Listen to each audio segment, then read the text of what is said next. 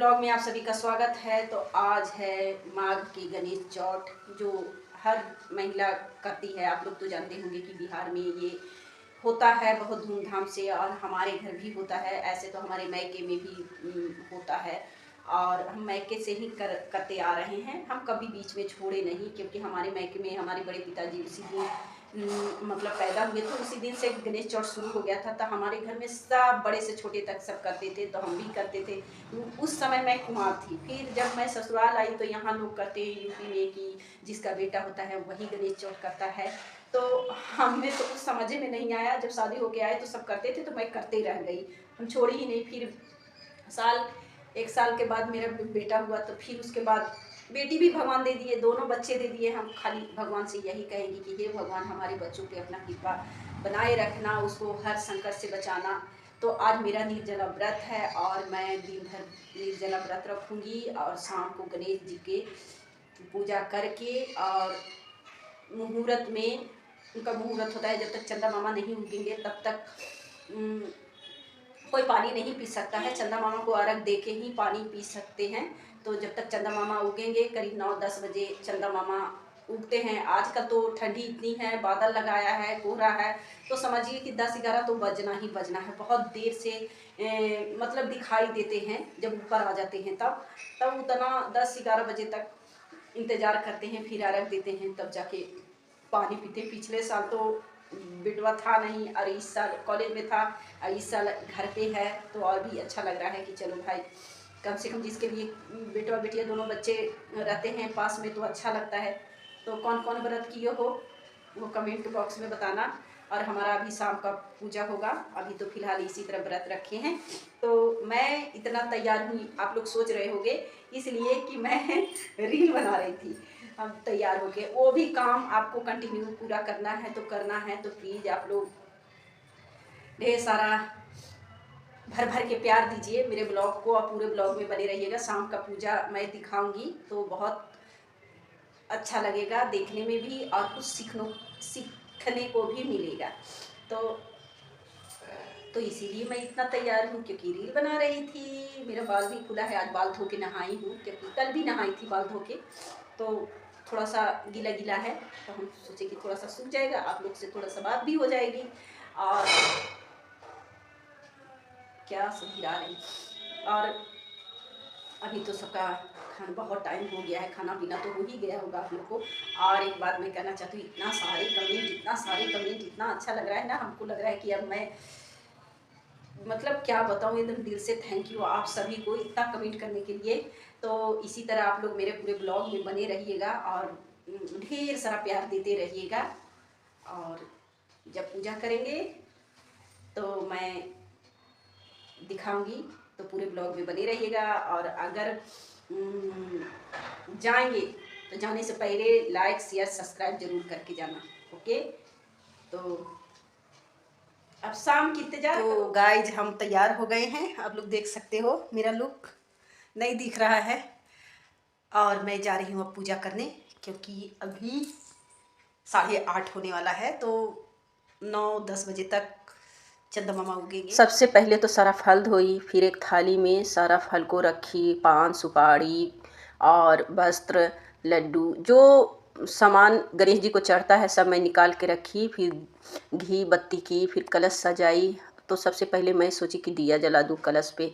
फिर मैं उधर गणेश जी को स्थापित कर दी हूँ, और हमारे बगल में पतिदेव जी बैठे हैं, और सारा पूजा का विधि विधान वही बताते हैं। मैं वैसा करते रहती हूँ, क्योंकि हमको तो कुछ आता नहीं है। तीज त्यौहार जो कुछ होता है पूजा का सारा विधि विधान वही बताते हैं। ऐसे तो हमारे मायके में ना बालू का गणेश जी बना के पूजा होता था, तो हम लोग भी भगवान जी को उसी तरह पूजा करते थे। जब मैं ससुराल आई तो यहाँ पे पहला साल था, तो गणेश जी की मूर्ति ला दिए। तो मैं उसी गणेश जी, हर एक साल गणेश जी की मूर्ति ही मंगा के मैं पूजा करती हूँ। बहुत लोग चांदी के गणेश जी को खरीद के स्थापित करते हैं, और हर साल उसी गणेश जी को पूजा करते हैं। हम नया हर साल मंगा के पूजा करती हूँ। तो यहाँ मेरा पूजा विधि चालू हो गया है। वहाँ तो मेरा सारा काम मेरी मम्मी करती थी। और हमारे घर का नियम है कि चावल का आटा, तिल का लड्डू बनता है, और पहाड़ बनता है, गणेश जी का मूर्ति बनता है, मतलब हर तरह का बनता है लड्डू, और वही चढ़ाया जाता है। और हमारे पतिदेव जी कहते हैं कि यहाँ पे तो तिल, काला तिल का लड्डू चढ़ता है, और जो सीजन में फल होता है वही चढ़ता है। तो हमारे पतिदेव जी सारा फल फूल खड़ा चढ़ता है। तो सब ले आए थे, केला लाए थे, शकरकंदी लाए थे, गाजर था, सब कुछ था जो गणेश जी को चढ़ाया जाता है। तो यहाँ पे मैं सारा चढ़ा दी हूँ, आप लोग देख ही सकते हो। सबसे मेन तो होता है पान सुपारी। तो सबसे पहले मैं पान सुपारी रखी थी, और काला तिल का लड्डू, ये इस सीजन में सबसे गणेश जी का प्यारा प्रसाद यही है। तो सबसे पहले मैं वही अर्पित की हूँ, और मेरे पतिदेव जी जैसे जैसे बता रहे थे वैसे वैसे कर रही थी। और तीज त्यौहार जो भी हो, हमेशा हमारे पतिदेव जी ही हमको बताते हैं। वहाँ पे तो मम्मी बताती थी, और मैं कोई भी पर्व तीज करती वहाँ तो सारा माँ मदद कर देती थी। यहाँ पे तो कोई है नहीं, तो हमारे पतिदेव जी आधा से ज़्यादा काम कर देते हैं। बस भगवान से यही मैं प्रार्थना करती हूँ कि हे गणेश जी, हमारे बच्चों को, हमारे पतिदेव जी पे अपना कृपा दृष्टि बनाए रखना, सारे दुख तकलीफ दूर करना, और इन लोग को हमारी उम्र भी लग जाए। बस यही मैं प्रार्थना हमेशा करती हूँ भगवान से, अब आगे भी करती रहूँगी। क्योंकि पहले तो मेरे बच्चे नहीं थे, मैं कुमार से करती आ रही हूँ, और भगवान जी की कृपा से सब कुछ हमको मिला है। और मैं बहुत अच्छे से आज तक, समझिए कि भगवान का कृपा है, जो कुछ है हमारे पास सब इन्हीं का कृपा है। तो यहाँ पे पूजा संपन्न हो गई है, और मैं आरती कर रही हूँ, और चंदा मामा का वेट भी कर रही हूँ कि कब चंदा मामा उग जाए तो उनका अर्घ भी दे लेंगे साथ साथ में। और सही बताओ, चंदा मामा काफ़ी ऊपर आ गए थे, हमको पता भी नहीं था। तो हम जब आरती कर रहे थे, करने के बाद हमारे पतिदेव जी आरती गा रहे हैं, हम म्यूट कर दिए हैं, क्योंकि हमारी बिटिया रानी जो वीडियो बनाई है, कहीं आवाज़ है कहीं नहीं है, इसीलिए सारे मैं म्यूट कर दी हूँ। थोड़ा सा वीडियो लंबा होगा, आप लोग देख लेना, और अगर अच्छा लगे तो लाइक शेयर सब्सक्राइब कर लेना।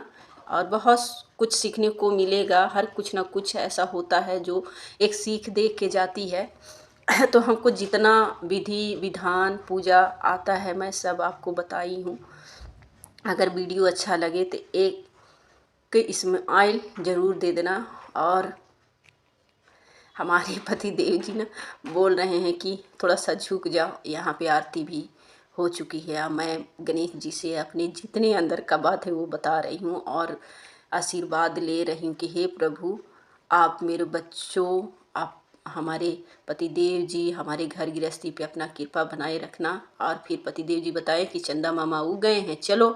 तो फिर आ गए मैं यहाँ छत पे। आप लोग को एकदम हल्का सा चंदा मामा दिख रहे होंगे, क्योंकि अंधार था छत ना, इस वजह से उतना पता नहीं चला। आम का पेड़ है, चंदा मामा छुप जा रहे हैं, मगर थोड़ा सा चंदा मामा दिख रहे हैं। तो सिर्फ हम ही को दिखाई देगा, वहाँ तक कैमरे में नहीं आएगा चंदा मामा। तो आप लोग भी चंदा मामा को प्रणाम कर लेना। यहाँ अर्घ देने आए हैं, फिर अर्घ दे के मैं जल्दी से, फिर बहुत ठंड लग रही थी तो मैं शाल ओढ़ कर आई थी छत पे। तो और सब थे यहाँ पे, मेरे बच्चे भी थे, पतिदेव जी भी थे। तो सब लोग, हम लोग चंदा मामा को प्रणाम किए, अर्घ दिए। हल्का हल्का दिख रहा है, देखिए लाल लाल थोड़ा थोड़ा दिख रहा है यहाँ पे। तो जय हो चंदा मामा। तो मेरा पूजा संपन्न हो गया, मैं अर्घ भी दे ली, प्रार्थना भी कर ली, फिर आ गई मैं नीचे। तो यहाँ पे देखिए मेरे पतिदेव जी कुछ बता रहे हैं कि ऐसे करो वैसे करो, पूरा पंडित जी हैं। अगर कुछ गलती करो तो डांटने भी लगते हैं। तो बहुत अंधार भी लग रहा था। मेरा पूजा अच्छे तरीके से हर साल निकल जाती है। ये कहो कि भगवान जी की कृपा है। तो गणपति बप्पा मोरिया, अगले बरस तू जल्दी आ। तो जय हो गणपति की। और मैं भगवान जी के आशीर्वाद ले ली, और पंचकर्मा की, और भगवान जी से कही, चंद्रदेव से, कि हे प्रभु इसी तरह हमारे पूरे परिवार पे कृपा बनाए रखना। और क्या मांगूँ, और क्या पूजा पाठ में मांगा जाता है, यही सब मांगा जाता है।